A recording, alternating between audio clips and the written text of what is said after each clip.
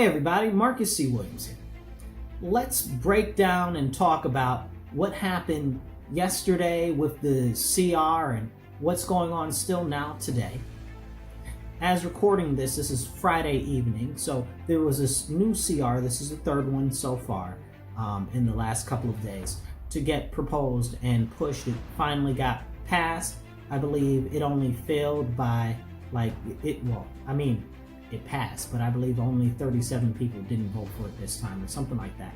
A lot of Democrats voted for this also. That's how it was able to be passed, which should start making you concerned about if the Democrats and the Republicans both voted for it at the same time, is it really all that it's cracked up to be? Let's start with the original one. The original CR was 1,547 pages long. Come on now. That's ridiculous. Nobody can read all of that. And there was just so much fat in there, so many extra bills and pet projects and everything. It was absolutely ridiculous. It was something that was concocted together by Mike Johnson, Nancy Pelosi, and Chuck Schumer, all behind closed doors. Okay. This is how they're doing our nation. So the public caught wind of that when they proposed this and pushed it to the floor, and there were people that were like, absolutely not. There's no way I could vote for this. This is absolutely wrong. It's far too long. It's the last minutes before vacation, and nobody's got any time to read a 1,500-page bill when it has to be voted on in 3 days. That's crazy, because the bill came out, I want to say it was Tuesday or whatever, it might have been Monday, but then it had to be voted on by yesterday. It's crazy. It's crazy. So they chalked all of this stuff in the original bill. Nobody that was really a good, strong Republican wanted that in the real world, right? Like, not Congress, because clearly they decided that in the House of Representatives, Mike Johnson and Nancy Pelosi and them, they decided that that was something that would be good. That's not what the American people want, though. They want something that's slim and trim. You know what I'm saying? They want something that looks like a nice fitness model. Real cut, real trim, okay? Not something that looks like something that can be in the cow or pig competition at a frickin' fair, at a county fair. Come on now. Now, the next bill that they brought out was less pages, but still full of all types of crazy stuff. Funding for submarines, stadium in Washington, D.C. I think it was a football stadium. It's insane. Like, who needs to be spending on these things? What's that got to do with the budget? Then on top of that, it had stuff that it should have been broken down into. We don't want, as Americans, especially fiscal conservatives or even most Republicans, don't want these bills that are so long. They're huge. We want bills that are legit, that are broken down into different parts that are manageable for us to read and that actually say what they're about. They're not just given all these fluffy, floofy names that sound good, like they always try to do and play in our face, and then the bill has nothing to do with whatever they're talking about. So the CR wasn't broken down at all. So it had a whole bunch of extra stuff into it. Then 38 of the Republicans voted against the second CR. And I was like, absolutely. I'm glad that you did that. But some people on the internet got mad and they were like, oh, well, you're trying to stand against Trump. Excuse me? They're doing what's right. What do you mean standing against Trump? What's Trump got to do with this CR? Nothing. You think he read the new CR? Are you serious? You think he wrote the new CR? Absolutely not. Don't be silly. Don't play in my face. You know what they say? Don't take a piss and tell me it's raining. So we had these characters on the internet, people like Laura Loomer, Nick Sorter, or whatever, however you say his name, and Officer Lou, and all these other ridiculous people talking about that, oh, well, these are people that are going against Trump's agenda and they should all be primary, this, that, and stuff like that. Let me tell you some of the names of these people, okay? And you tell me about these people that are good, strong conservatives, many of them very ardent and hard Trump supporters. Let me go through a list of a couple of names. Andy Biggs, Okay, Tim Burchett. Okay, love Tim. He's really good. Okay, how do you say her name? Kamak. Ooh, Kamak. Kat Kamak. Love her. She's great too. Eli Craig. Okay, then you got other people that you might know their name or you might not. Like, who's a good person? Wesley Hunt. Nancy Mace. Nancy Mace? Y'all talking about somebody should primary and get rid of Nancy Mace? Is because they're going against Trump? As strong as a Trump supporter Nancy Mace is? As strong as a Trump supporter Wesley Hunt is? Are you kidding? Wesley Hunt? Nancy Mace? Y'all talking about they ain't no good and they going against Trump? Are you daft? Who are you crazy people on the internet propagating this dissension and this separatism in the Republican core? Why would you do something like that? Thomas Massie, okay, he's a great conservative as well. So these are people that are really good and really true. Then you got people like, what's his name? Scott Perry. Scott Perry is good too. He used to be, Brigadier General in the Army National Guard. Like, are we being serious here? Thomas Massie and Nancy Mace were some of the ones who made public statements about it. I think Tim Bouchard, or however you say his name is, he made a couple statements about it too. But Thomas Massie was like, listen, I'm not with it because it should be broken down. Well, let me tell you two things. Over the last 2 years, we are 2 years behind on passing an actual budget for our nation. Imagine that. Our country has been functioning without an actual budget for 2 years. Could you imagine? So all we've seen is continuing resolution after continuing resolution after continuing resolution. Now let's put credit where credit's due. The large portion of this time, the Democrats have been in charge as the can has continued to be kicked down the road. But the Republicans have taken charge now, and the Republicans have been saying for the last 2 years, we're not going to vote on a new CR. We're not going to vote to increase the debt limit. We're not the debt limit, debt ceiling, same difference. We're not going to vote to do any of that. Well, here they are saying we're not going to do exactly what we said we're not going to do this whole time. And people are on the internet ragging them and dragging them, talking about we're going to primary them and all of this nonsense. Are you serious? You being for real? So this is something that should be alarming all true Republicans, all fiscal conservatives, and anybody that really truly does support an America First agenda or make America great again.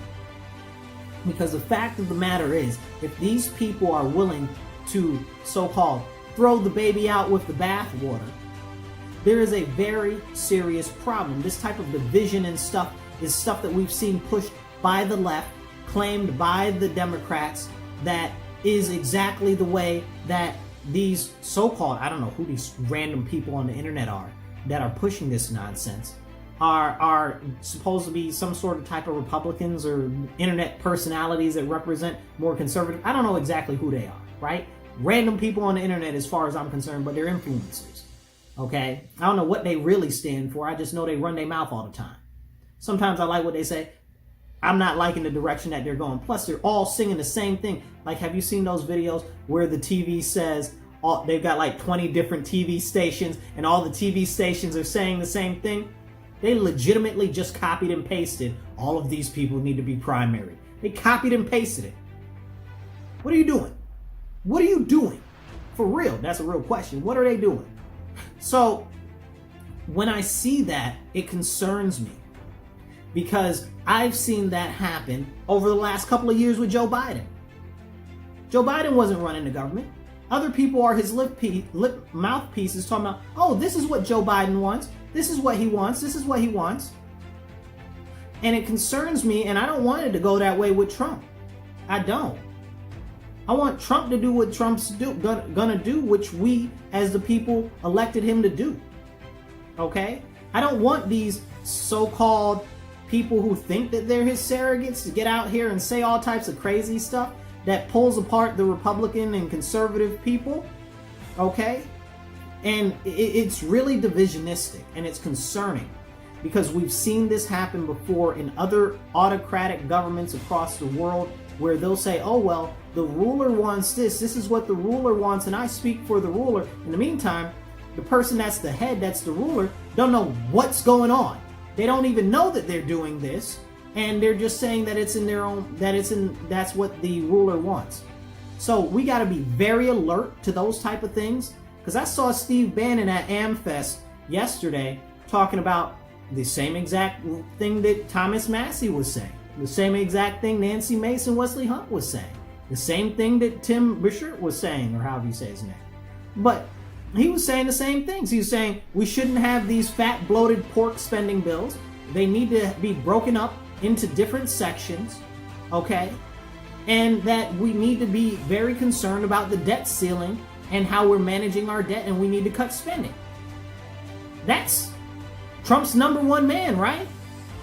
That's the guy who they said was really running the Trump presidency last time. They're like, it's really President Bannon. It's not President Trump. It's President Bannon. That's what they were saying. Now they're saying the same thing about Elon Musk. Psst, get out of here with that nonsense. But this is the stuff that we're seeing and we're experiencing right now. And Bannon is saying that. But these people on the internet are saying something different completely. So I think that I trust the best interest of the President of the United States, Donald Trump, with Steve Bannon compared to these random randos on the internet. It's crazy to me. Now, let's get back in the bill, because we're going to come back to this, because this is highly concerning. Now, let's get back to these CRs. 2 years we haven't had a actual bill, right? Like a budget. The CRs are nonsense. They're not real things. They're just add-ons to keep continuing the budget forward that we had previously. This is going on for, honestly, we might be in like 3 or 4 years, come to think of it. But they've just been pushing continuing resolution. The actual budget is supposed to be done the first Monday of February to April 15th, okay? Which is 5 months and some change before October 1st, which is the new fiscal year, the first quarter of the fiscal year. So that first quarter of the fiscal year, October 1st, has come and gone multiple times since the budget was supposed to be done. Where's the actual budget? The American people want a cohesive budget. We don't want the can to be kicked down the line. We don't want to keep the spending high. Do you guys know that they're still spending at pre-pandemic levels? At post-pandemic levels? Like what it was we were spending in 2019 when it ballooned up in 2020 because of the pandemic and all this extra money we needed that went into really big businesses and people's cousins' pocketbooks and stuff like that, but we're not going to talk about that. We're still spending at that rate, like it's the pandemic still. But where's all that money going? Nobody knows it's going in your pocket. Probably not. You know, that's something that's very important. We need to go back down to pre-pandemic spending. That's what many of the people that voted no on the second bill said. This is serious, you guys. If we keep spending the way that we're spending, you've got offices like the Government Accountability Office that says that they don't think that the way that the budget is being done is right, and they can't really account for the actual spending that's being done in the government. They can't really pass an audit. That's crazy to me. That's your tax money. That's my tax money. That's the American people's money. The CBO, the Central Budget Office, both GAO and the CBO are agencies in the government that really do good business, supposed to be at least, but they really do good business. They're the nonpartisan committees, well, not committees, but agencies inside the government. The CBO is the Central Budget Office. What they do is when they get a bill from Congress and the House of Representatives or the Senate or the Democrats in there or the Republicans in there, they say, hey, this is how much it's going to cost. CBO comes back, no, that ain't it. That's not how much it's going to cost. It's going to cost this much. That's what the CBO does all the time. Okay, that's their job. And the CBO is like, listen, by 2034, our cost on the actual debt is going to be like 116% of what we take in every year in GDP. So that's crazy. So if we're not taking in enough taxes to pay the money for the interest, what happens? We default, right? Now let me tell you something about that. When it comes to all of the money that we owe other countries, I think it's something like 21% of the debt of the US is owned by the US government, and like the rest of it is owned by private institutions and private individuals, okay, which also should be concerning. Many are foreign countries, but that should also be concerning. Now, when it comes to that, every time they raise the debt ceiling, that means that there's more money, more money, more money. They raise the debt ceiling, more money, more money, more money. The higher the debt ceiling goes, the less your money is worth, okay? Just think about that. So every time the debt ceiling goes up, the lower your money is worth. That's how that works. Now, it's simple, right?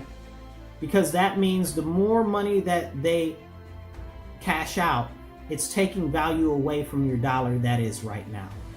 Because it's going to now be owed to more people. So it's like your dollar's getting cut in pieces. Every time they make more dollars, your dollar's getting cut in pieces, more and more and more and more. At first, I thought that the dollar was worth 10 cents compared to what it was worth before they started the Federal Reserve and during World War I and stuff like that. I went and I looked at it the other day. It said it's actually only worth 3 cents. So the dollar that used to be worth one whole dollar is now worth only 3 cents. You make that make sense to me. How far we have fallen. We need to go back to the gold standard, if you ask me, but that's a whole nother conversation. And end the Fed. Y'all know how I feel about ending the Federal Reserve, but that's a whole other conversation, which does go into the interest rates and the stuff that we're paying on the debt that we owe, because the interest rates aren't going down on the debt that we owe, so that means that we owe more money. Like I said, in another 5 to 10 years, we won't be able to pay off the interest on the debt that we owe at the rate that we're spending. Now, these CRs, these continuing resolutions, they don't cut the spending. As a matter of fact, even the new one that just passed, that went down to like 118 pages or something like that, from 1,500 or whatever it is now. I don't know, but it was like 118 or whatever it is now. And it's a lot less pages, but the spending really hasn't changed that much. So the debt ceiling still is getting increased. The money that's being spent is still the same level of money that's being spent. There are no cuts, no reductions, no nothing in this new bill. And that's a very serious thing. And when we're talking about money that needs to be paid and interest that's owed and stuff like that, there are these things that are called mandatory spending and future liabilities. Things like that are things like Social Security and Medicaid and stuff like that that you pay into, that the government owes you, that they're supposed to pay you. That's your money. But they ain't got your money. Now imagine you loan your money to somebody and you say, okay, hi, I need my money and my interest. They ain't got your money. How you gonna feel? Right? You understand what I'm saying? So that's what's going on right now, especially if we look at Social Security. The Social Security Trust is essentially where the money for Social Security comes from, right? You pay into the Social Security Trust every time you get your paycheck, you see the money go out. That's where it goes. Now, the Social Security Trust, you can think of that as like a sovereign wealth fund or like a retirement fund, like an IRA or a 401k or something like that. So that's what that is. But do you know that during Obama's administration, that was the first time that they started to raid the Social Security Trust? So they've been taking the money from the trust to spend on other things. Now think about this. This is like a interest garnering account. So if you the more money you take out of it, the less interest it's gaining, which means the less money that you're going to have long term. So that's just basic, easy knowledge. Like that's not something that's hard to comprehend for the everyday person, but people don't talk about that. Just last year, they took a whole bunch of money from Social Security Trust last year, and they don't have enough to pay it back. Make it make sense. And they did an extension. The Biden administration, Harris did an extension, okay, for it. And they got sued for doing the extension to pay for what they're supposed to actually have in the accounts, because they only extended it through the end of the election cycle. So they got charged with violation of the Hatch Act because they're saying that it only benefited them, which it did. You know what I'm saying? Politically, that was a politically expedient thing. But most Americans don't even know that. That might even be news to you, hearing that just for the first time right now. So they don't got your money, people. Where's your money? And this is going to continue to go on. Guess what? Guess where they put your money that they took, that the Biden administration, Harris administration took your money. They took it and they put it into EV credits. Are you happy about that? EV credits. Do you drive an EV? Did you get credits for your EV? I don't have an EV. I didn't get any EV credits. And I know some of you got EV credits, but didn't know that it came from Social Security. So I know that many people aren't very happy now that you know that it came from, that the EV credits came from Social Security, when most of us don't have an EV. So where'd that money go? Why you can't put the money back? Oh, the money spent is out in the air. Mostly wealthy people are the ones who bought the EVs. So really you gave a whole bunch of wealthy people our Social Security money, Biden, our Social Security money, Harris. You gave a whole bunch of wealthy people our money, and we ain't got it for us. Come on now. And I'm in the younger generation, so I'm like, man, by the time I get there, they're going to be like, we ain't got nothing for you, homie. Because they ain't got it now. This is crazy, people. So we can't continue to go this route. This is not good. Now, the way Thomas Massey cited that we should break up the current CR, he said that we should break it up into a CR itself, a clean CR. We should make one for the debt limit. We should make one for the farming. We should make one for the disaster relief. But they chopped it all in there together. And then the Democrats voted with the Republicans to pass it. You guys, they're bending us over. And then they're going to try to tell us that we should like it. Okay, well, but you didn't even give us any lube. Okay, y'all just went in there raw. Bent us over, went in there raw, didn't ask permission, didn't buy us any dinner, didn't give us a drink or nothing. Come on now. This is jacked up what we're doing in our government right now. What they're doing to us. The American people elected all of these Republicans and Trump to trim the government, to shrink it, to lower the expenditure, how much the government is spending, and to make sure that the investments that we're making in our nation are going to be able to be focused and growing and helping the everyday person. But if we can't even get a real budget on the books, that's a problem. And don't get me started on Mike Johnson. We need that guy from Canada. What's his name? The head of the Conservative Party up there, or whatever his party is. Pierre Poilievre. Okay, that dude is tops, man. He's really something else. Okay, he's what Mike Johnson should be. Okay, this is a problem. What we have. He's our speaker in the House. Like, we might need a whole nother speaker. And as we talk about these important things, we also talked about the Federal Reserve. I talked in another video previously, maybe about a week ago, about how the Swiss bank is actually lowering interest rates because they're predicting a global recession. So they're working to get ahead of that, to make sure that they have enough money and their economy is stable enough that they're not out on a limb if the rest of the world economy goes down. Now, the Swiss are the money people. Everybody knows that. If the money around the world looking funny, everybody runs to Switzerland to try to stack up their coins. So if the Swiss are saying that this is coming, and people like Jerome Powell at the Federal Reserve aren't trying to cut our rates, and we as the American people are now going to owe more and more debt because they're raising the debt ceiling, that's going to hurt our currency. We talked about that. They need to cut rates.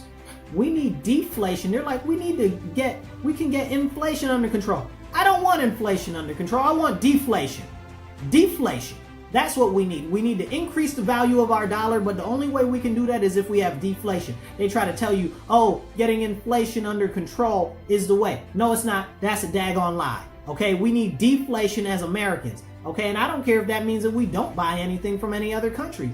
Maybe that's what we need to focus on. Making ourselves independent from international manufacturing, international mining, international production of any of the goods that we can produce right here at home. I live in cow country and I look at my meat and it's talking about it's from Brazil. I live in apple country and I look at my apple juice and it's like it's from Guatemala. Are you serious right now? This is what we're doing in America. But the American people voted in Trump to return the focus on the American people. And that means that we need to rein in the government spending. We do not need a debt ceiling increase, especially not if we're not cutting spending. We need to drastically cut spending. Do we need to raise the debt ceiling? If you ask me, absolutely not. But it's going to be hard to make that level of cuts very quickly, and it'll hurt a lot to make that level of cuts quickly to avoid increasing the debt ceiling, even though we should not increase the debt ceiling. Let me be very clear there. We really do need to go at them cuts really hard. And it might be some growing pains there, but it needs to happen because we also need to be growing the what would you call it, private industry, the actual economy, instead of creating all of these government jobs where everybody's part of the government and working for the government because those are the only jobs that are sustainable. It's crazy out here, you guys. And I'm sure that many of you guys know that for real.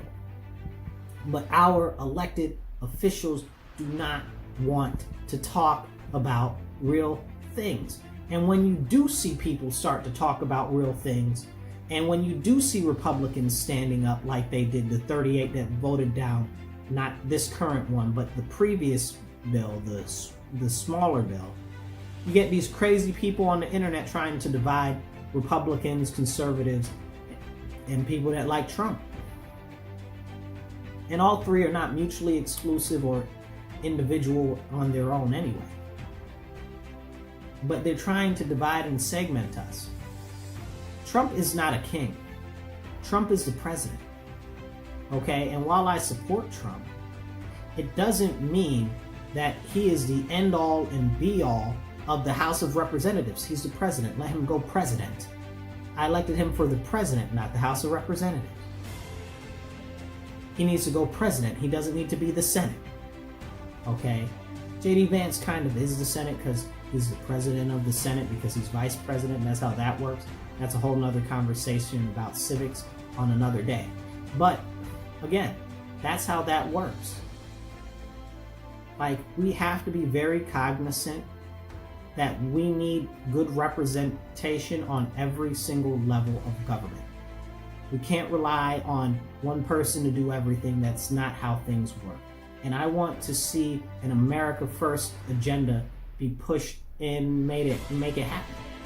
Make it happen, okay? America First, 100%. But not at the cost of our future. Not at the cost of inflation. Okay, continued higher inflation. Okay, deflation is the key. That's the direction that we need to go. Anybody that's telling you otherwise is playing with you and dragging you along. Anybody, and I stand by that and I'll be willing to go down and argue down anybody that says anything different. Okay, because I need my value of my dollar to increase in buying power. I need a pack of gum to go back to being a quarter again. And some of you guys remember when it was 5 or 10 cents.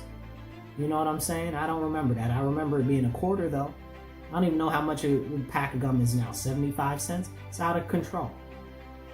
I need, when I go to buy eggs, milk, cheese, bread, all of that, I need them prices down.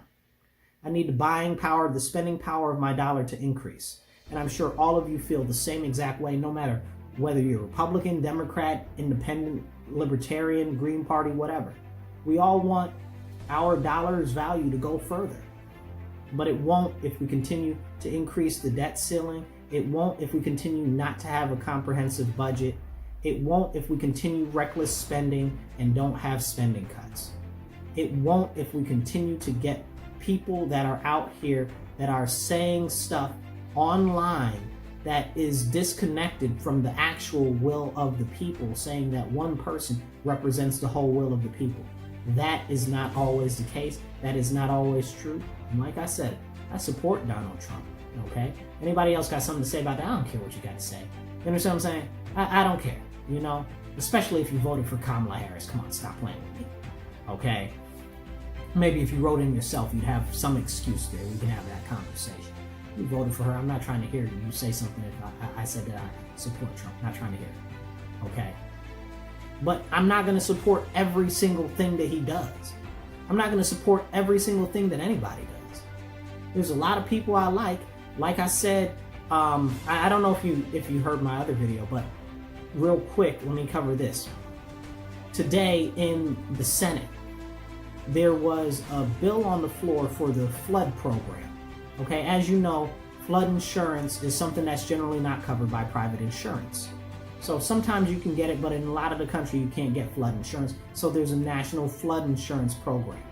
Okay, Senator Kennedy, I love Senator Kennedy. He's fantastic. I repost a lot of his stuff all the time. Senator John Kennedy, I think he's Louisiana. Fantastic, love that guy. Okay, I'd like him to be in charge of the Senate, but that's another conversation. Him or Rand Paul. But him and Rand Paul got into it over the flood insurance. You know why they got into it over the flood insurance? Because Senator Kennedy said, oh, well, the flood insurance isn't perfect or whatever, and it's been bad for a long time, but it's all we got right now, so we should extend it till September 25th of next year. Well, that doesn't sound like a good plan to me. It sounds like that if there's something wrong with it and it's really that bad, you need to fix that ASAP and then vote on it. Okay? Because clearly it ain't right. And he really wanted people to push for it to be voted on and pass. And Rand Paul got up and he said, no, we can't do that. If it's broke, we need to fix it. Makes sense to me. He said, if it's broke, we need to fix it. And it's been broke for a long time, just like you said, Senator Kennedy. So we need to fix it now before we just kick the can down the line and all of this money is getting wasted. And Senator Massey said, or not Senator Massey, Senator Rand Paul said, he said, do you know how much the flood insurance is in debt to the American people? $20 billion is owed from the flood insurance to the American people. Not to the people that were flooded out, but that's our taxpayer money that they're supposed to reimburse us from the program. Again, those type of things, like insurance works like a, like I said before, a sovereign wealth fund. It's supposed to gain interest so it can pay for itself. But they've been manipulating it and misusing it and stuff like that. And he even was pointing out how there was one house that was like rebuilt like 35 times or some crazy nonsense for however many millions of dollars. Ridiculousness. But it shows the crazy expenditure problems. Why are you rebuilding the same houses over and over and over and over again? It makes sense, you know. So he pointed out that they got, like 20, 30 billion dollars in money to the American people because of our tax money that we haven't gotten back yet. That's your tax money. That's my tax money. That's everybody's tax money. But again, it goes back to the horrible spending and the horrible lack of efficiency of our government. And here I love Senator Kennedy. Love that man. I think he's awesome. But he's pushing this bill. I'm not with that bill, but I like him a lot. But the bill is a bad bill.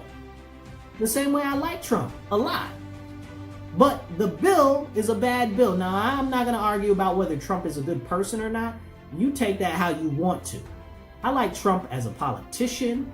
I like him as a figure for who he is, okay? I don't know him personally. He has never given me no money. But if you want to give me some money, Mr. Trump, please do. I definitely will take it, okay? And if you want to give me a position, I'll take that too, okay? But the fact of the matter is I'm no butt sniffer, okay? My nose is only brown because that's my complexion. Don't get it twisted.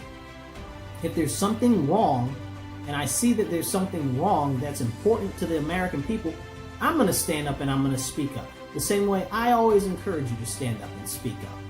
And with that, I encourage you all, make sure that you reach out to your elected officials. They should know who you are. You should know your House of Representatives person, whoever they call them, congressmen sometimes. You should know who your state senator is for the federal Senate, okay? And they should know who you are.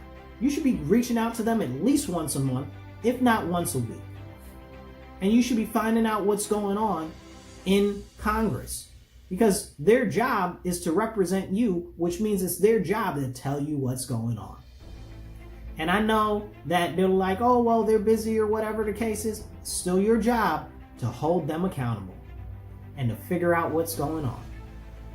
So please, when you see stuff that's happening in Congress that's not right, or that you don't like, or even things that you do support, that you do like, reach out to your congressman or to your senator, because that's important. It's up to us to hold our elected officials accountable, whether it's on the local, state, or federal level. That's what matters. They are our representatives. They represent us, and it's up to us to hold them to task. Nobody else is going to do it. They're not going to self-police. And I'm going to close on this note. Remember what I said about those people that are on the internet trying to divide the Republicans, okay? They want to divide the Republicans and people that support Trump and conservatives and stuff like that, okay? They don't speak for us, okay? They speak for themselves, and they're doing something that's no good, that's not beneficial for our country, that's completely self-serving. Don't trust them. Don't listen to them. They are up to no good. And when you out there copying, pasting, and posting the same thing of everything else, you just like Operation Mockingbird from the CIA, where they were telling the people on the TV exactly what to say. Go look up the video where they got the people on the TV, all of the different newscasts, saying the same thing over and over again. They even had two or three of the news stations in Rochester, where I live, on that thing. I'm laughing, but it's not really funny. It's just ironic. But that's what we're seeing now. They're not us. They don't care. They're out for their own goodies and jollies or whatever, money in their pocket. Don't let them divide us. We need to stand on the foundational principles of republicanism and of our nation. Fiscal responsibility, small government, okay? Listening to the people, and keeping the government out of your business and allowing industry to grow. This is what we need to focus on as Republicans. This is what's not happening right now. And we must restore that, not just as Republicans, but as conservatives as well, especially, I should say. And if you're a constitutionalist, you should already know what time it is. Government's too big.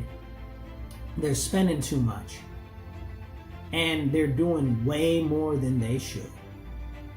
So you guys, remember, it's up to us to come together, to unite. Because if you look at the extremities on the left, the far left, and you look at the people on the far right, they're saying the same thing. They say that the right and the left are two wings of the same bird. But let me tell you this, the extremities of it are so far out there that they're touching back together like a circle. That's what's really going on. They're saying the same thing. If you listen really hard, the far left and the far right, they say the same exact thing. They want to empower the government. They want more government control and militarization of policing. They want more surveillance. Okay, they want the government to control means of production and all types of other nonsense. Very, very dangerous. Very, very dangerous. So we need to stand on values, we need to stand on principles, we need to stand on the foundational principles and values of republicanism and our nation, but we also must make sure that on top of that, we stand on the American Constitution and stand 10 toes down on business. I'll catch you guys later. Remember, stand up, speak up, and don't shut up. Take action. You be blessed and be well.